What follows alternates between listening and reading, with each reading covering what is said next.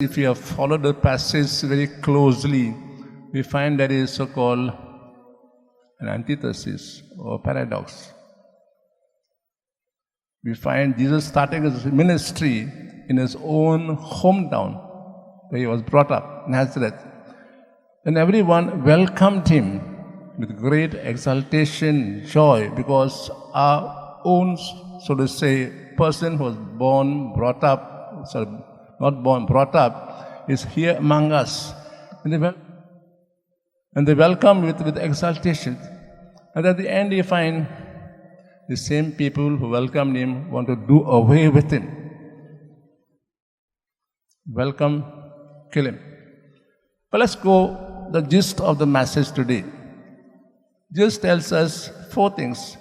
That God the Father has sent him into this world with a purpose. 4-fold purpose. To give good news to the poor. Not just poor spiritually, but poor also materially. And what's the good news? That God cares, interested, and loves each one of them in their own state.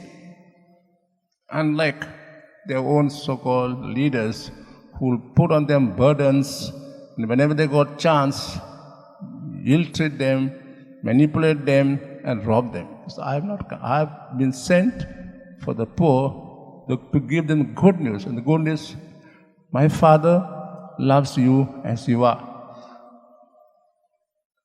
I have been sent to proclaim release of the captives. And who are the captives? Not those who are in prison. I have not come for that. I have not come as a political leader to free those who are there in jail. No.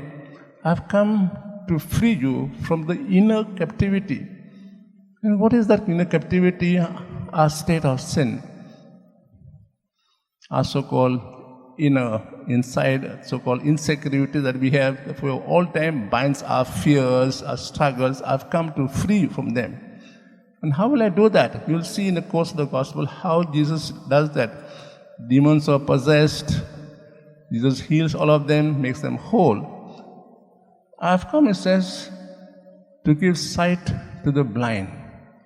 Not just blind physically, others who are blind, who close their eyes to the poor, those who are suffering, those who are ill-treated. I've come to give them freedom, to give them the sight, so they can see clearly that God loves each one of them. And finally it says, I've come to proclaim the year of the Lord. The year of the Lord is with you. I am here with you to manifest my Father's love for you. So this is what Jesus proclaimed and why he came in the world.